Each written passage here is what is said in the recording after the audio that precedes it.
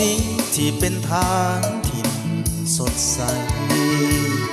สมแล้ววิไลควงไกลสุดตาพาฝันของถิ่นลำเนายาวยีเหยียดได้ตั้ง3 กิโลนั้นเป็นหนึ่งมหันต์อยู่ในนครหนทางเกี่ยงงาผู้คนเที่ยวท้องไปมาแม่ของคงคาเลือนลาหลับไหลสู่คอนเห็นหนุ่มสาวลงลอยเล่นหล่อลิ้นหยอกเย้าหน้าอ่อนซ้อนนกบินกับคอนเมื่อยามคอยฟังคืนวันเพ็ญแสงเดือนแสงดาวส่องมาสุขกุลาหน้าผาพาใจซื่นสั่นเดือคอนคืนเสียงแค้นขับโอ้ยลำเสียงคุยซ้ำเติมเขานำสุขเลิศลำสวนมอนแห่งนี้ใครเคยได้มาติดตาฝันเกิดเมื่อหาไปแล้วหวนมาก็เลือนเลิกลาลีกนี้แม้เกิดศาสตร์ใดขอจงเกิดในถิ่นฐานบ้านแห่งนี้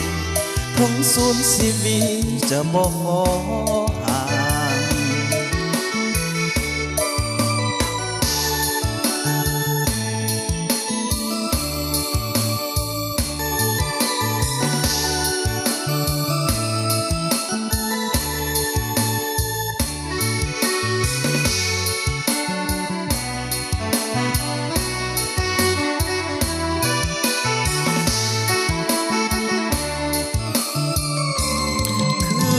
วันเพ็ญ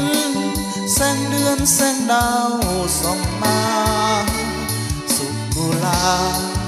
หน้าผาพาใจซื่นสั่นเดึกค่อนคืนเสียงแค้นขับโอ้ยลำเสียงคุยซ้ำเติมเขานำสุขเลิศลำสวนมอนแห่งนี้ใครเคยได้มา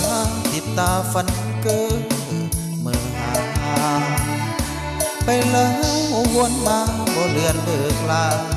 ลีกนี้แม้เกิดศาสตร์ใดขอจงเกิดในถิ่นฐานบ้านแห่งนี้ถึงสูญชีวิตจะบ่ขอห่าง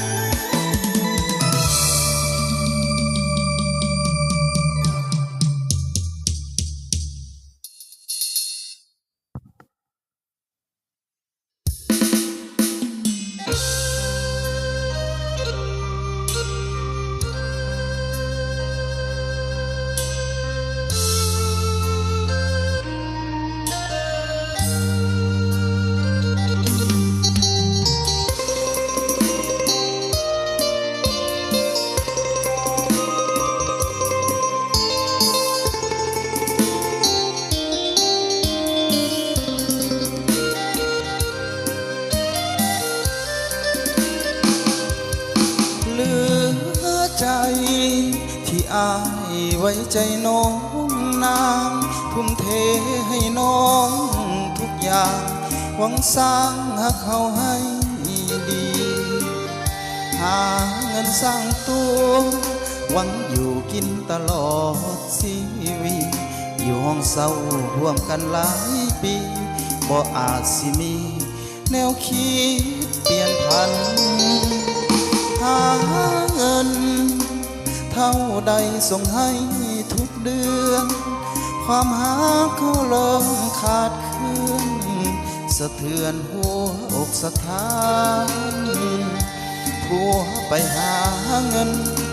หวังสร้างครอบครัวเฮือนสร้างบ่คิดว่าเมียอยู่บ้าน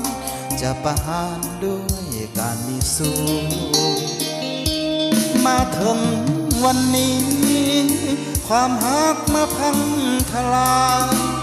น้องเปลี่ยนไปมีสายใหม่จากหนึ่งใจเป็นสองยอดสู้ได้ยินข่าวทุกเรื่องราวบ่อยากพูดผู้หญิงหลายใจหลายสู้ดังวันทองอยู่ในนิยายเหลือทนหน้ามนเหตุกันได้นอความอดทนเกินคำว่าพอหมดแล้วละน้องบ่เหลือเยื่อใยได้เห็นคาตาอุลาอายแทบบ่ไหวเคยเป็นดังยอดดวงใจบัดนี้กลับกลายเป็นของคนอื่น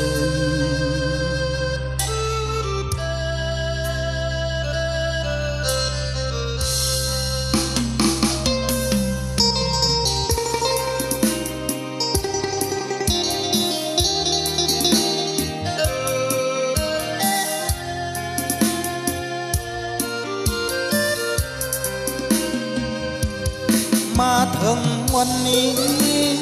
ความหักมาพังทลายน้องเปลี่ยนไปมีสายใหม่จากหนึ่งใจเป็นสองยอดสู้ได้ยินข่าวทุกเรื่องราวบ่อาจทับพูดผู้หญิงหลายใจหลายสู้ดังวันทองอยู่ในนิยายเหลือทนหน้ามนเหตุกันได้นอความอดทนเกินคำว่าพอหมดแล้วละน้องบ่เหลือเยื่อใยได้เห็นคาตาอุลาอายแทบบ่ไหวเคยเป็นดังยอดดวงใจบัดนี้กลับกลายเป็นของ